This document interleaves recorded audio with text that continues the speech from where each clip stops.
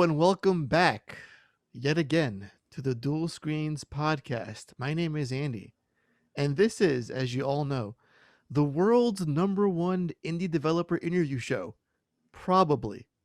And joining us this week, I'm very excited about this one, guys, is Tanya Short, captain of Kitfox Games and developer of Boyfriend Dungeon, a dungeon crawler dating sim in which you can romance and date your weapons. Tanya, Hi. Thanks, Andy. welcome Yeah. to the show. How's it going? Good to be here. Yeah? I'm in the middle of making the weapons extra sexy, but I could take a break to come Ooh. chat with you for a few minutes. Oh my. I feel like no, go back and make them sexy. Now I'm But like then we can't talk. All right, goodbye. Now it's like I'm a detriment to the game. No, I mean, we've been working on it for some years, so a few minutes here and there. You got to take a break Yeah, sometimes. You of can't course. just use the whetstone every day, all the time. You got to give them breaks. So there's a lot to unpack in that intro. I could ask you about the budding game development scene up there in Canada. I could gush about Moon Hunters for a very long time. Thank you. Because I love the shit out of that game.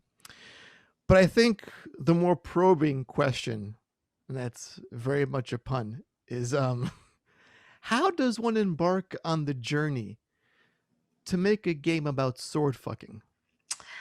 Well, delicately, carefully. Yes.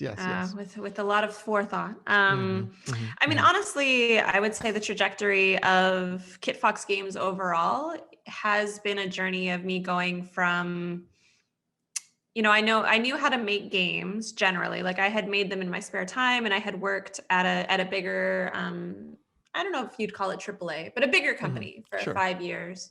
And so I'd seen game productions from start to finish, but finding my footing as a creative director and as an artist really has taken some years. And Moon Hunters will always have a special place in my heart because that was really, I would call it my debut as a game design lead. I mean, we had made Shattered Planet before, but it was under extremely constrained circumstances. Whereas Moon Hunters really was like a blank page, like, Tanya, what do you want to pitch to the world without any direction from anyone else? And Moon Hunters was sort of what came out of that. Of course, there were still constraints of various kinds of resources and things like that. But I'm still very proud of what we made. And coming from Moon Hunters, I felt like what was strongest about it was when I was truest to myself and what I really loved and what I wanted to see in the world. And, then I guess what I saw was I wanted to see a game where you could kiss swords, and that's what needed to exist, apparently. So when I was brave enough to think, what do I really want to exist? It was Boyfriend Dungeon. It's funny because looking back at all the RPGs I've played throughout my entire history of gaming, it's funny how you can sometimes fall in love with a weapon. Like when you get that ultimate blade or that secret piece of gear, it's like, I love the stats on this thing. So it makes like incredibly good sense in a lot of ways. Well, I mean, honestly, I was just talking with Keith Bergen of I think he does it's Game Design Wisdom. We were talking about how a lot of games just collapse treasure into loot. It's very common these days, and it makes sense as a production constraint that and Boyfriend Dungeon absolutely does also have loot, where it's you pick up a thing and it's +1 this and plus 0.2 that and this currency and it's this value and this whatever. But we were nostalgic a little bit for the days when a weapon was really meaningful. Like this is very different from every other object in the game. Like it feels like something, not just a line in a spreadsheet. Like pulling the Master Sword for the first time is like, there's a meaning behind it. There's a story, and it has like this feel that this is something of importance, not like, oh, it's like your +5 greatsword. Here's a +10 greatsword. Exactly. Right. Exactly. Or, I mean, in some of these games, it's really like, here's a plus 5.5 great sword.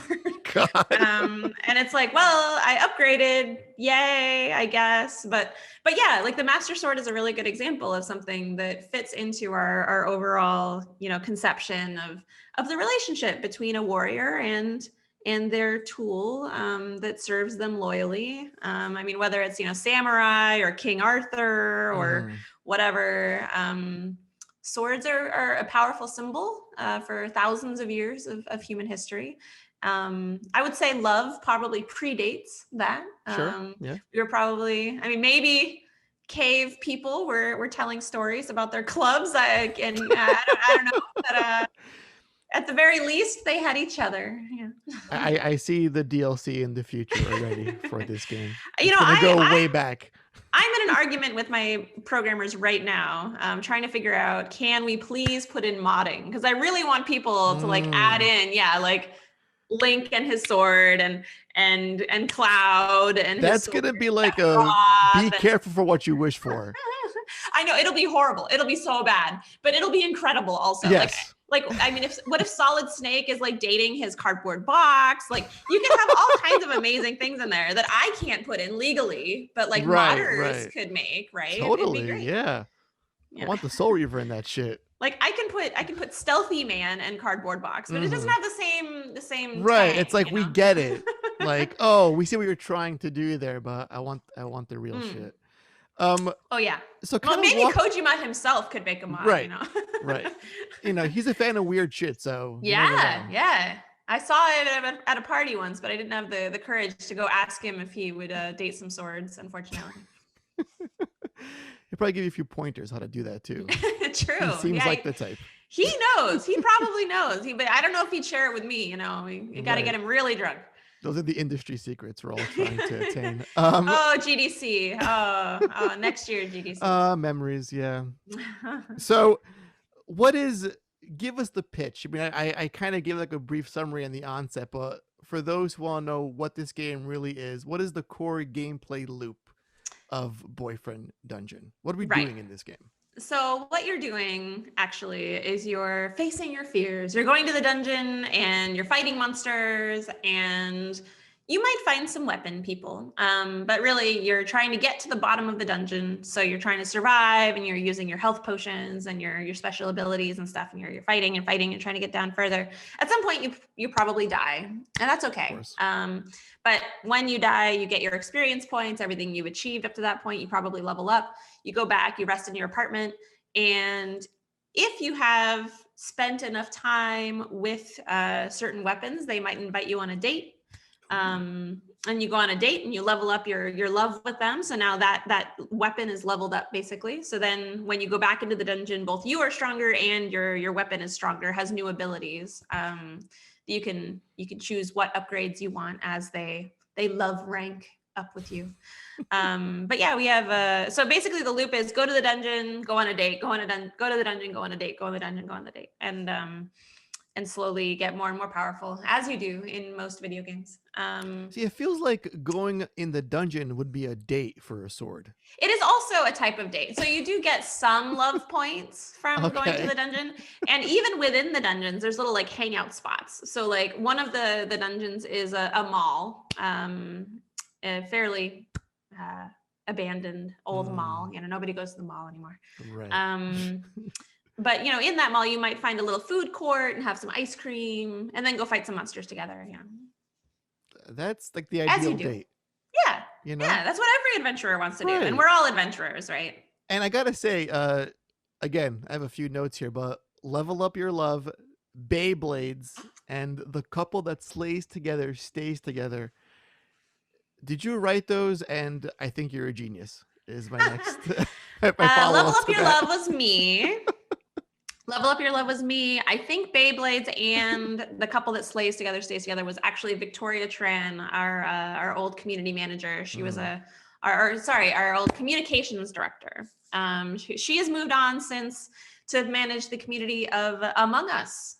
So she is celebrity now. All right, we're gonna get that email for later. But yeah, I also came up with Shack and Slash. Oh my God. Awesome. Yeah. So we So were good. a good team together. She promises, or she made me promise that she could come back for the Boyfriend Dungeon launch because she's very attached to the game. But yeah, Among Us needed her direly in their current situation. So Yeah, I can't even imagine one of the biggest games ever. Like, we need you. It's like, shit, I must be a big deal it's if really they need me. like, I mean, they needed someone like her for sure. I'm sure someone Right. else could have done the job and whatever, but no, it's pretty amazing what they're doing over there. And then it was made by a team of 3 people, right? It's Yeah. incredible. Right. So happy for all of them.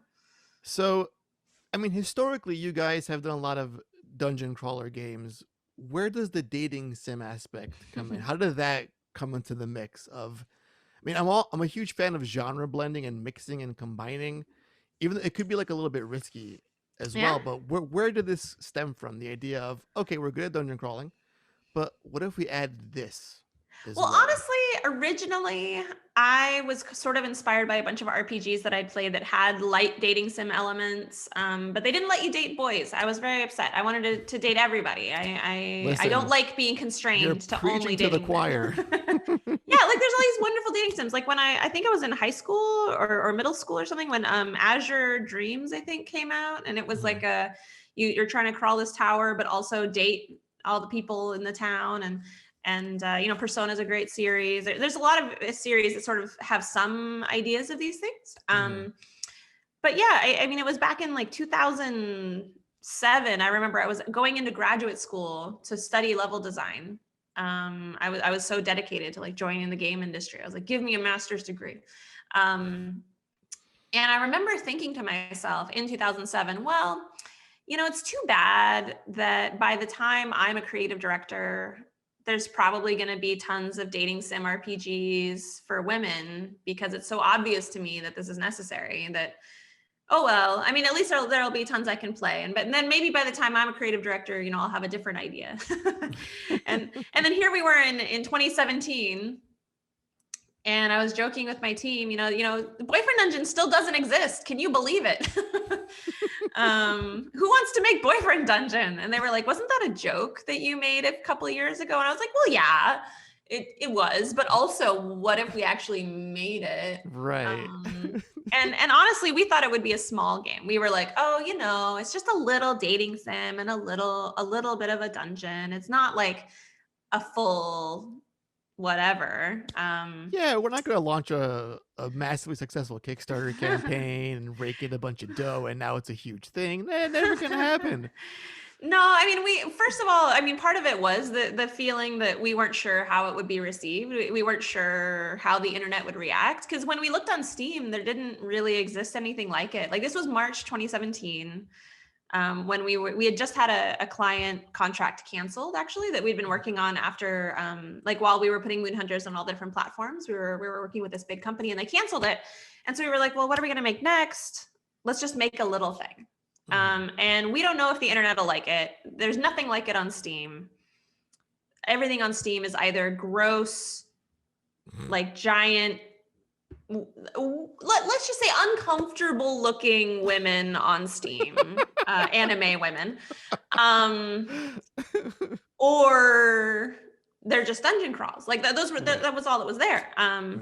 And if we'd known how well it would be received, and if we'd known that, by the time in 2020 rolled around, that there would be a pretty healthy, more inclusive dating sim environment on Steam, then maybe we would have actually hesitated, because we would have been, oh no, we have to make a big proper game. But we didn't know. We really thought maybe we'll just release it into silence and it'll just be something that we're proud to have made. But then it went viral, and then we had to do a Kickstarter, and then that went viral, and then we're sort of the victims of our own marketing success, I guess. I sort of feel like how do you not know this would have been a huge thing? Well, actually, in 2017, I sent my concept document, like basically before I even had the video that we announced in 2017. I sent out a little concept document with mock-ups and stuff to various publishers. None of them were interested. A couple of them, most of them gave the feedback, we don't like the name, it's too weird. Is that a placeholder name or is it real? We got a few publishers that were like, I don't know who the audience is. It was basically a lot of, we don't get it. And so like in retrospect, it's very easy to say, oh, well, yeah, it was a lot of hetero, older, mostly white dudes used to playing certain things, and you know, they weren't in the audience. So of course they don't get it. Right.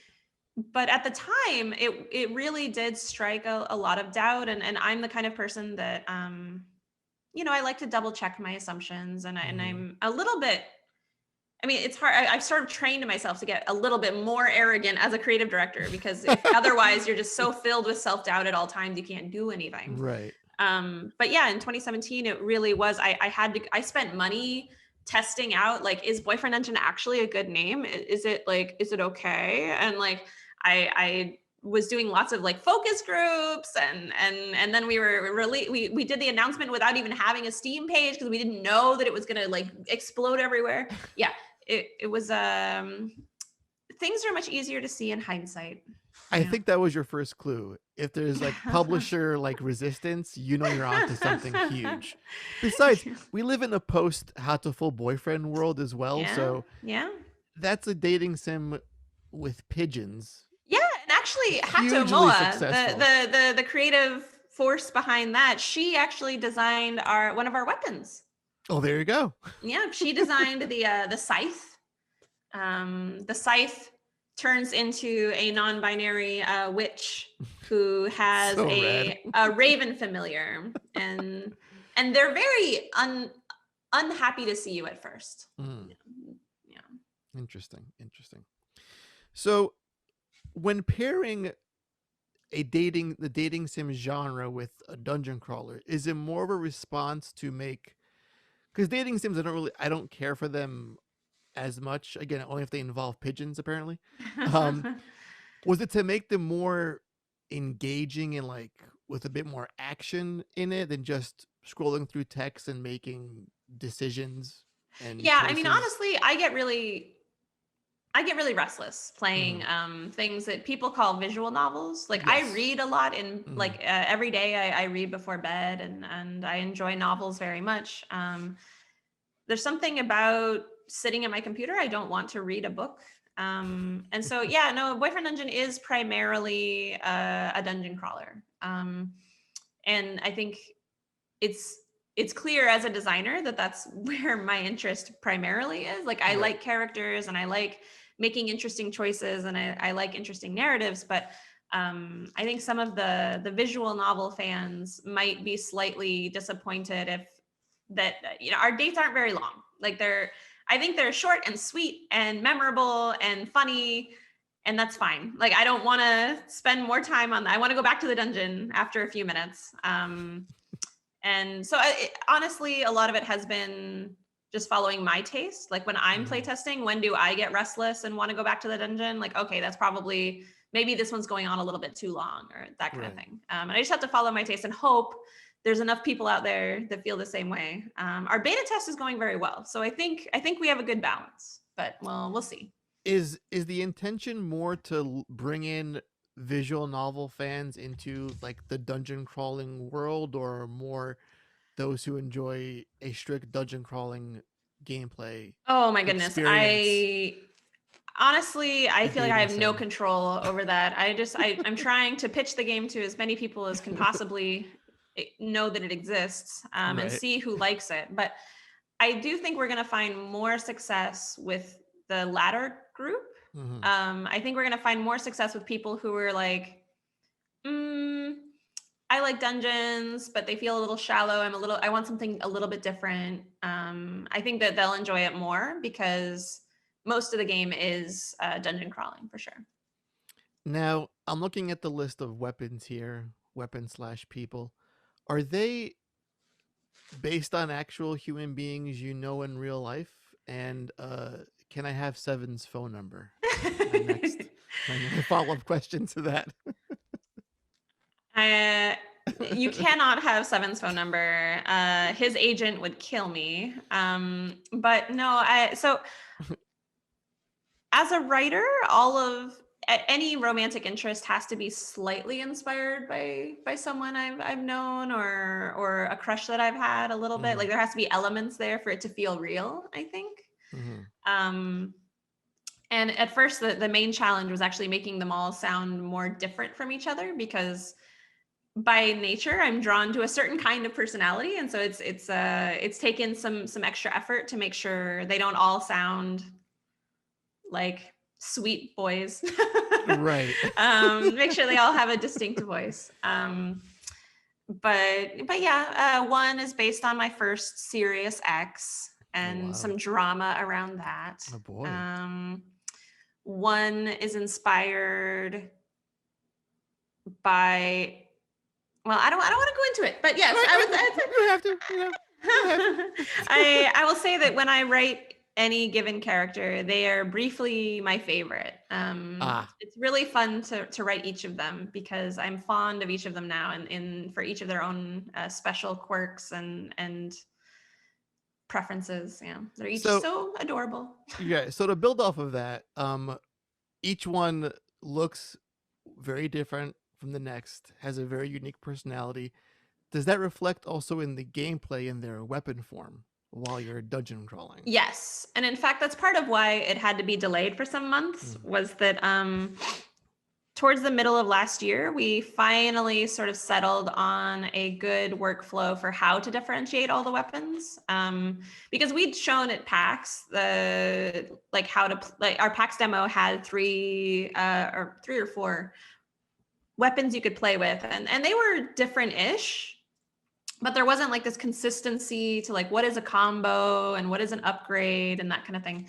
And so we're finally now almost done. We're at the final, we're doing Scythe now, which is the last one, of consolidating and revamping all of the attacks and combos and upgrades to follow the pattern. So the way it works is that you have your light attack and you have your heavy attack, and how to put this? As soon as you start doing heavy attacks, you're committed to doing heavy attacks for the combos, but the different weapons have different effects and feelings. Like the dagger is very, very fast, and you tend to be very close to enemies. So it's higher risk as a weapon. Whereas the laser saber, actually 7, he creates chain lightning between enemies, so you tend to like sort of run in and like smack them around and then like run away while the chain lightning is sort of zapping them. The Talwar causes bleeding.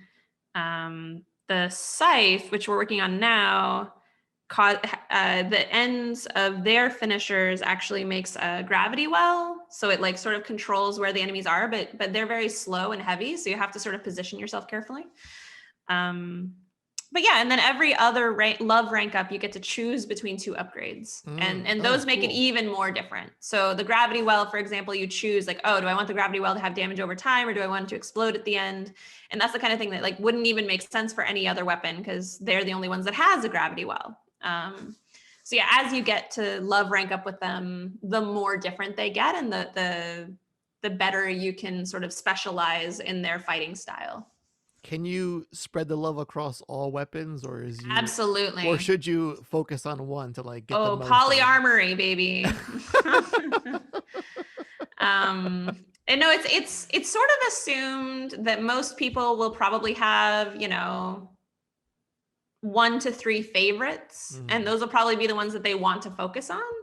But it's not assumed that you're going to romance any of them. You can be just friends with them if you want. Wow. If you're just like, I want to be BFFs, that's fine. And B, I'm assuming people will at least go on 1 or 2 hangouts with the other weapons. So yeah, that's how the cadence sort of works. You do sort of end up maxing out your favorites, and then you go like check out some others until you can get deep enough in the dungeon to advance to the next plot point and love rank up some more with your fave. Now I see that there's also a weapon that turns into a cat. Yes. Can you bang the cat? No. No, the cat is platonic at all times. until the modders get a hold of it, I'm sure. See, that's the real intention for the modding community Oof. right there. Oof. It's like we couldn't do it in Persona 5. We'll do it in No. we'll do it in this game.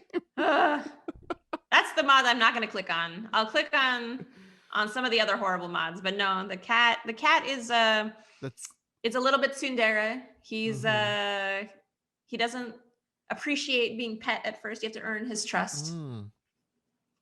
Sounds like most cats. Yep.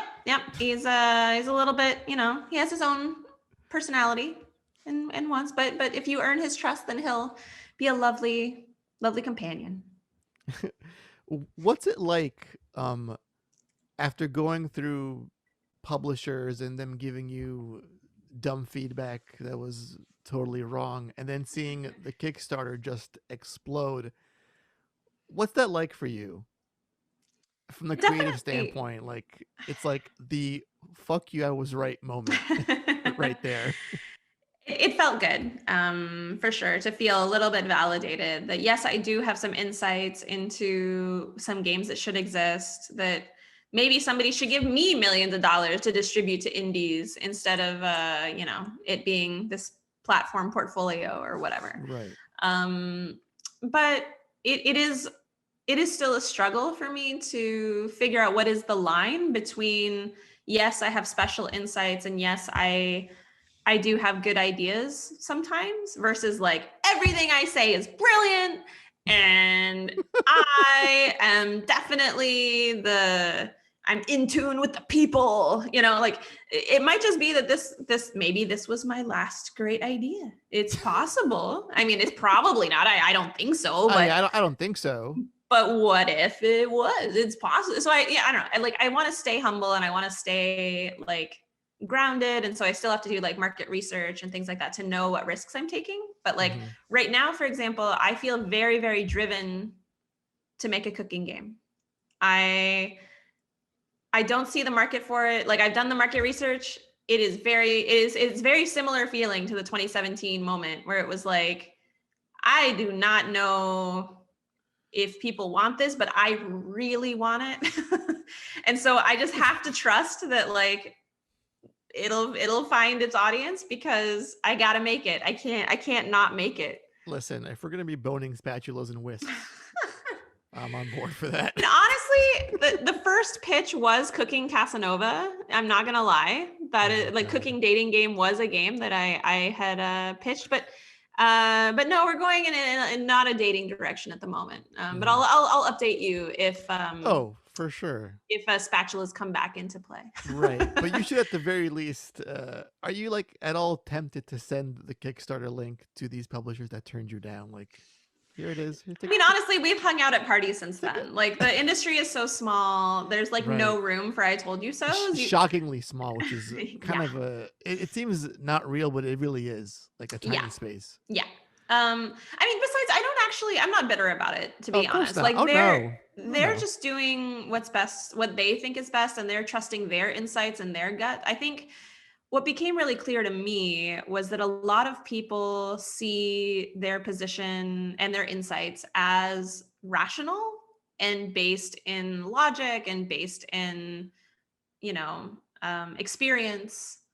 And all that might be true, but it is so counterbalanced by personal taste that it's almost meaningless. Like, I guess it made it very, very clear to me that people at the top of the food chain in the game industry often think that they're making an objective statement when really what they're saying is, I don't like it. Right. And they're not brave enough to say that, or they don't have the room to say that, or like, they have billions of megacorp dollars riding on it. So they're not allowed to say, I just don't like it. But that's honestly what it comes down to for a lot of these things. And so part of my thinking about, equity and representation and diversity and inclusion in the game industry has sort of come back around to thinking what we actually need is more diverse investors and more empowered, and we need more resources in more diverse hands. Right, because the games are out there. Like, games about any sort of subject matter or character you can find if you look hard enough.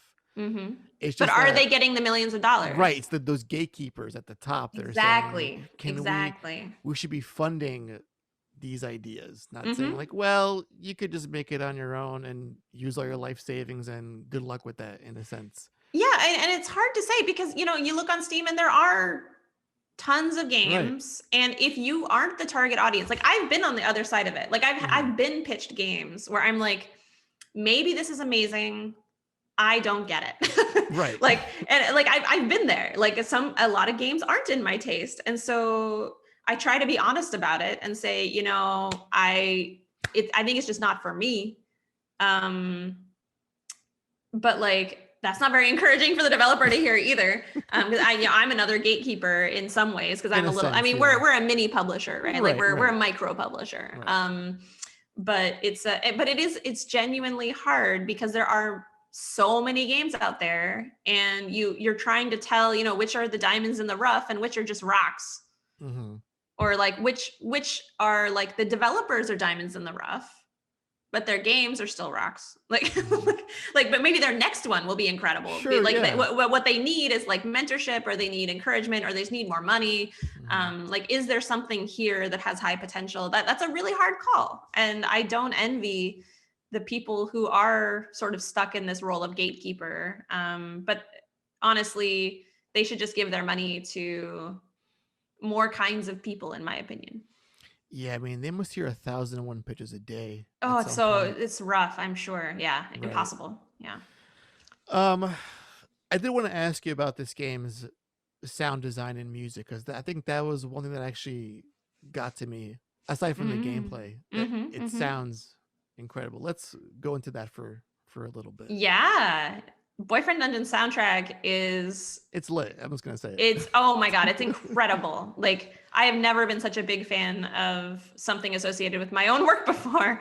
But no, the Boyfriend Dungeon soundtrack is absolutely amazing. It's gonna win tons of awards, I'm sure. If you could play a little clip on your podcast, I'd love that. We'll do that.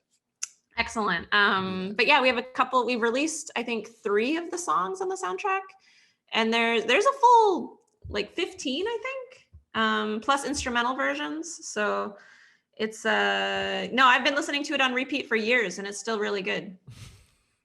Marsky is the composer, and Madeline McQueen is the vocalist, and they channeled kind of a 90s California vibe, because that's sort of the Boyfriend Dungeon, Verona Beach, Tanya's teenage hood kind of vibe. But it's still modern sounding, but there is sort of a 90s groove to it, I think. Well, it has like a modernish setting to the game as well. Yeah. It's in modern California. Right. It's not set like in the old times. No. That's why it's in the mall and the nightclub or the dungeons. But the nightclub. But yeah, Verona Beach is a fictional town in California. Sort of inspired by my childhood in California, sort of inspired by my impression of what it would be like to live on the coast, because I actually lived in a desert, like closer to Arizona and Nevada. But yeah, San Luis Obispo is sort of my go-to inspiration when I'm thinking about the setting. Do you work alongside the composers when they're making the tracks, or you sort of leave them to it? I give them direction. I'm like, I want a sad song, and they're like, what does that mean? And Marsky, how much time do you have? Yeah, Marsky is like, sad means a lot of things, Tanya. Yeah. Like there's a lot of different songs you could call it. Why don't you my diary, read a few pages, and then yeah. So what he ended up doing, the workflow ended up being that I would say, for example, I want a sad song that I'm going to play during sad moments. Here's a few references, and so I'd come up with like 3 songs that I thought were sort of had elements of what I wanted. And then they'd go away and make something perfect. That's how it would go. And I would give some ideas for lyrics as well. I think Maddie McQueen wrote all the lyrics herself.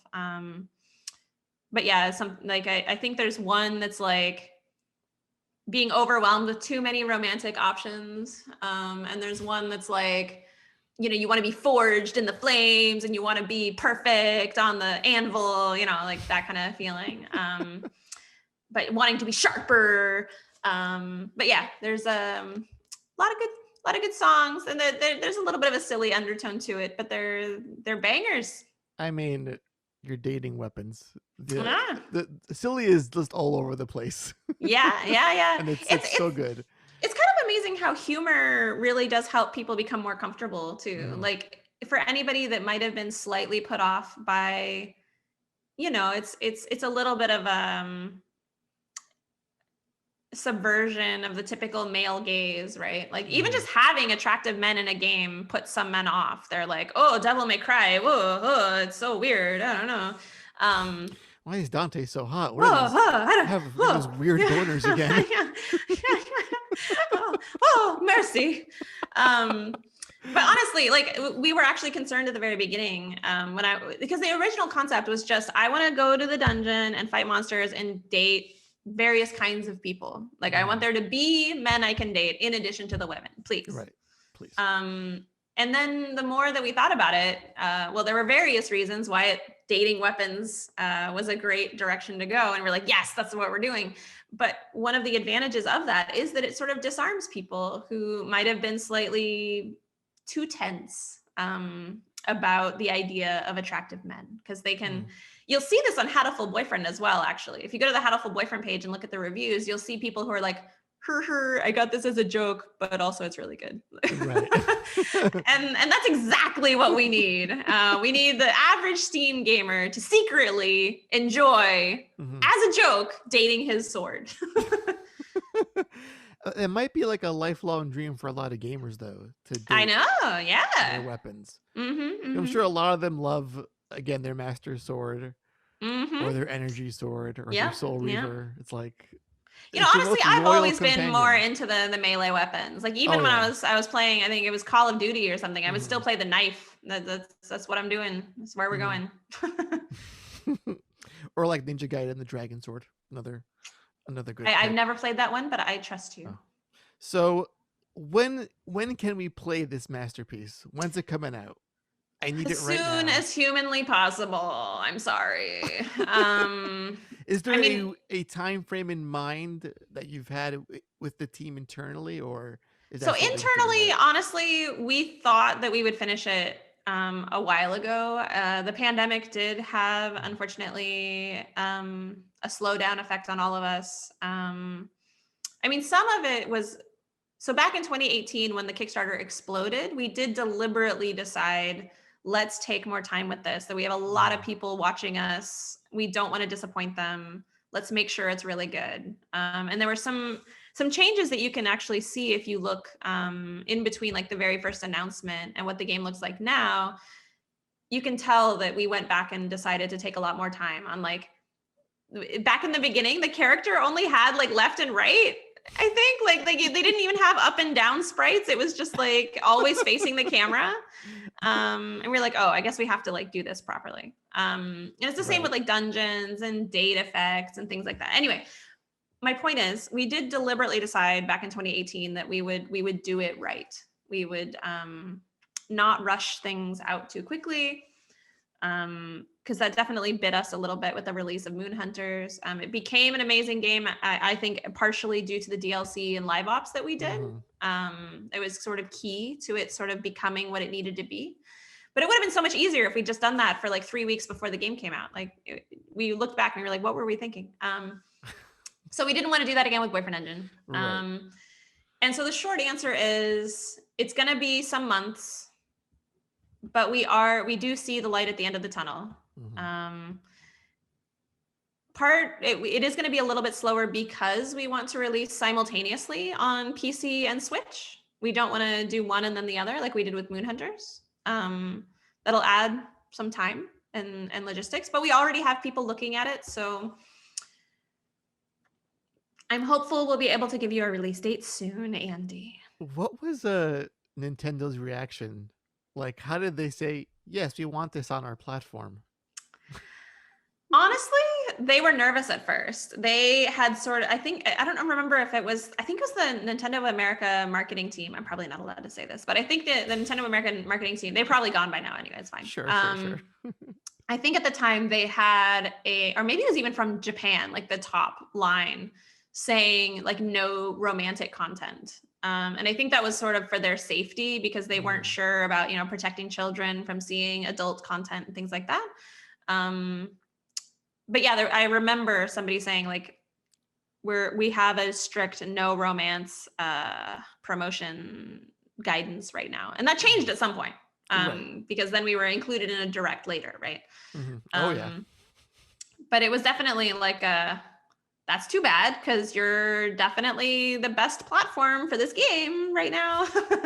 But yeah, so I'm glad that changed. But no, they were initially nervous, but they've come around. Are Microsoft and Sony on the table at some point? After I'm not allowed to release? say anything about that. Oh my God, of course. I just had to ask.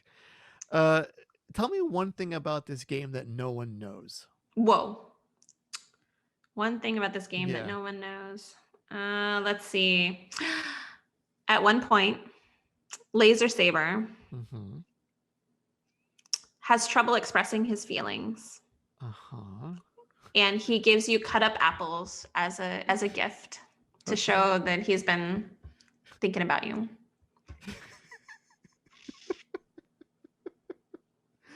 Why cut up apples? This was actually, I mean, I shouldn't take... my light just died in front of my face right now. I shouldn't take credit for this. It was actually a suggestion from Victoria. It's sort of a joke among the Asian American community that giving people fruit is how you say I love you without saying it.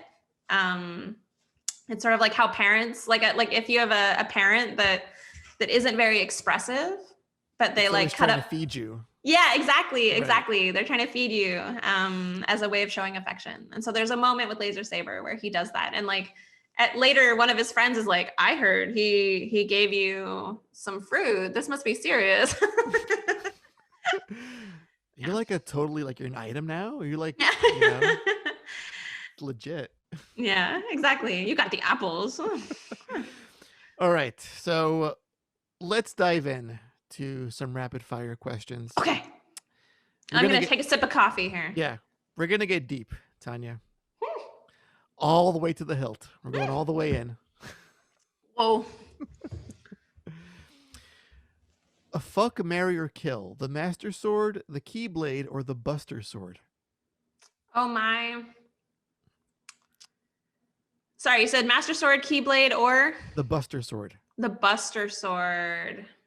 Oh, you gotta marry the Master Sword. It's there for you for life. Yeah. And like, nah, sorry, Keyblade, you're dead. So I guess that means the Buster Sword is the fuck. Yeah, that's how it goes. Right. I think that is the exact perfect answer to that question. I think it's the only answer. Right. Who would answer differently? You know what? That's actually a fun tangent. If you could have any weapon cameo in your game, one choice, who would it be? Oh, it would definitely be the Masamune Sephiroth combo. God, yes. Definitely, 1000%. All right, so take a good gander at me, the flesh, my beautiful blue eyes. What weapon would I be in Boyfriend Dungeon? Oh, interesting. Well, see, you're a podcast host, so there should be a little bit of a technique there. But you also have a little bit of like almost a Scandinavian look to you. Right. I think I mean, I'd need to do a little bit of research into, traditional weapons of that area, but I'd probably look at like a Viking sword that's a little bit more refined, but probably, yeah, I'd have to look up what those swords would be. All right. Could be a two-hander, yeah. All right. Because I would think I'm like the joke, like a mop weapon in the game. You can be unassuming, but it's like really powerful. I support you in whatever form you wish to take, honestly. A pineapple on pizza, yes or no? Yes. Wow, very quick on that. Yes. I love all kinds of pizza, honestly. Very, very pro pizza. When you're getting dressed to go about your day and thinking about how to make weapons sexier, is it sock, shoe, or sock, shoe, sock, shoe? Wait, there are actually people who put on sock and then shoe and then sock and then shoe? That is the correct answer. There are people that do that? Yeah. Wow. No, I mean, my shoes are by the door, so I don't even put on shoes most days. They're better known as serial killers and sociopaths. Yeah. Wow. No. I mean, I guess like if I was gonna be, you know, comedian here, I'd be like, oh yeah, I put the socks on my hands, and then I put the socks on my feet, and then I put the socks on my head, and then I put my shoes. Oh no, I do sandal socks. Yeah, obviously, that's the kind of person I am. All on one foot. What word best describes you when you're drunk? Giggly. Giggly, I love it. Everything's hilarious. Yeah. What is a body part you wouldn't mind losing? Ooh. Wait, I was just thinking about a useless body part the other day. What was it? I wouldn't mind losing. I don't know. I'm pretty. I was gonna say elbow, but then I'd have to walk around like with my arms all stiff and unable to bend. So I do sort of need elbows. Sure. I guess I could lose my ears. Like you don't really need the flap part, right? Oh, the like earlobe. Yeah, like the whole. I mean, even just the whole attachment part. Right. Like you only need the interior part, really. Sure. I could probably get artificial ears pretty easily. Yeah. So right. Yeah, my vote for all the serial killers out there. If you're gonna torture me for a few years, take the ears, please. Right. I'll be like, thank you. That was very nice. Is cereal a soup? If you want it to be. I support your choices. On any given day, how many pigeons could you carry in your arms?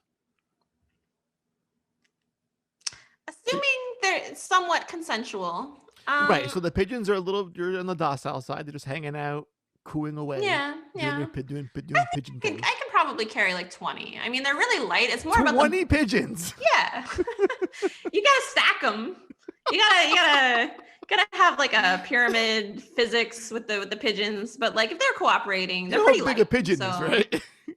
Yeah. I mean, I wouldn't be able to see very well, but like, you know, I could have a couple on my shoulder, a couple on my head, and the rest of my arms. It'd be fine.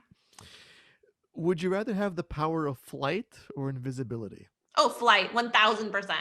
I used to love having flying dreams. Yeah, it was great. Would you rather go back to the age of 5 with all you've learned as your adult self, or know everything that your future self will know now?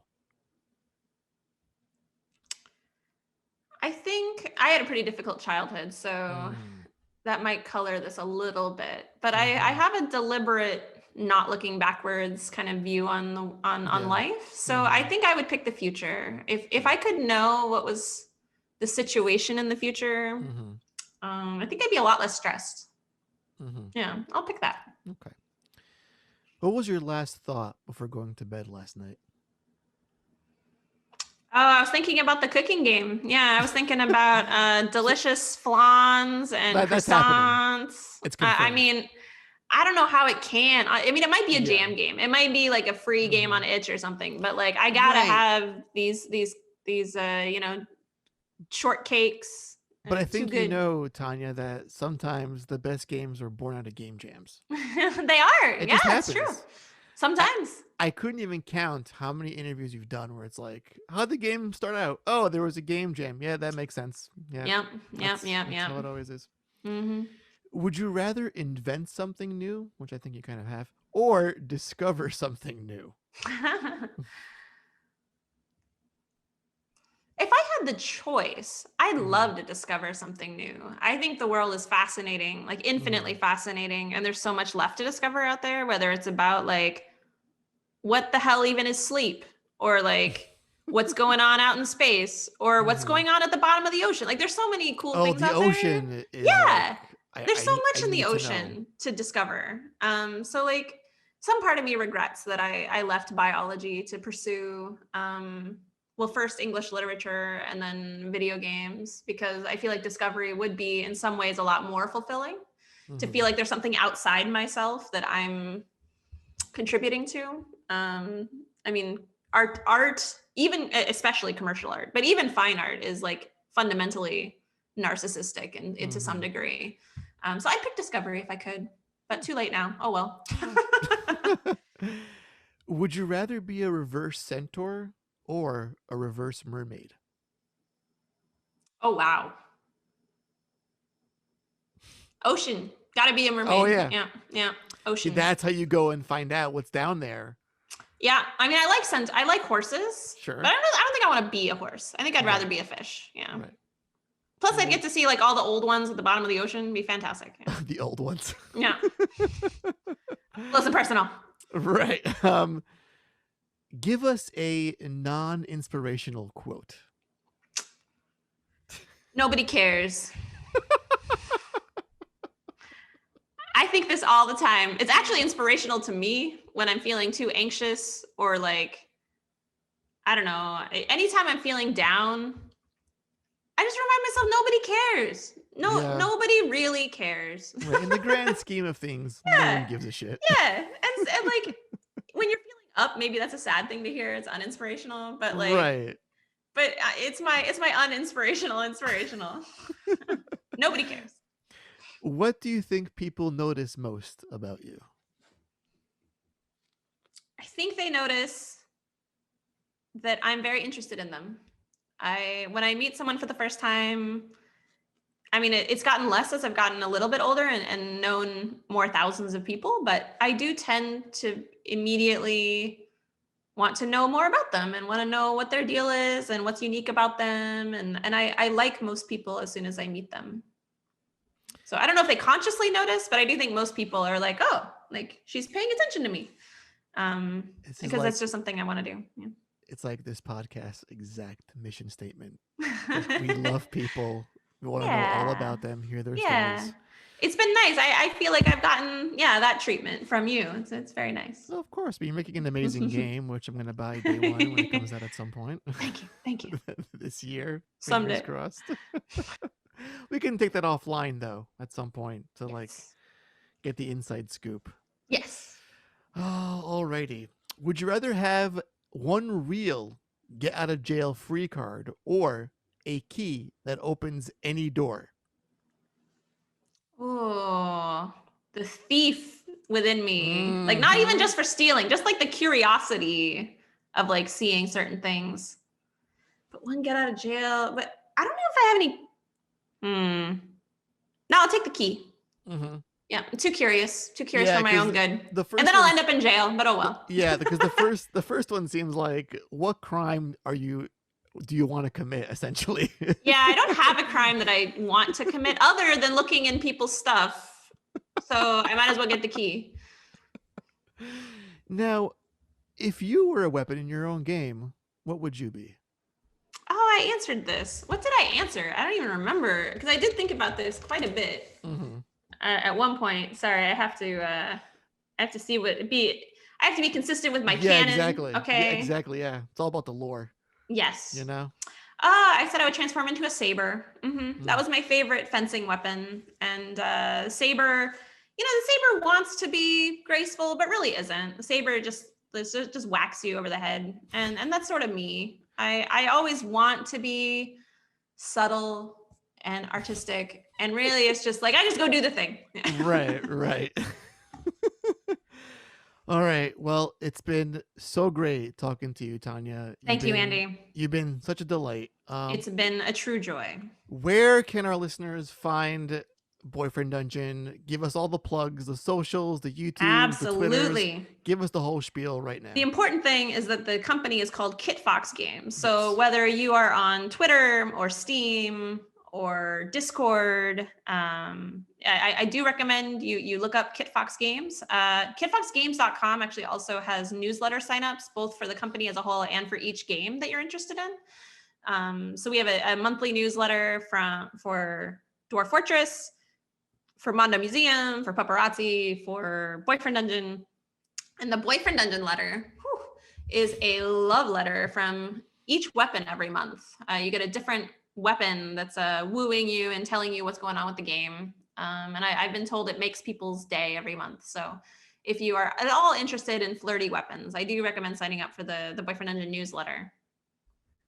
I can see Andy signing up right now. I am, yeah. No, actually, I got a thought while you were talking about that. I was like, there's a great potential for some sort of sex toy collaboration with this game at some point. That's true. That's true. Our Has that game is ever not crossed your explicit. mind? It isn't. It isn't. It isn't. The game itself is actually, capital T for tasteful. Right. Yes. But, it implies some things. Capital T for throbbing. But letting a hardware partner take care of the explicit material would be interesting. Are you listening, Nintendo? We're going to make sex toys out of this game. That's what you signed up for.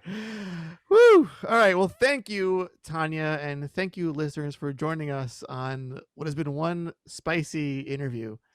One of the best, Andy. I feel. And have an excellent day and year. Yes. And for all of you out there, please check out this game. I think it will change your life in so many ways than one. And as always, please be excellent to each other.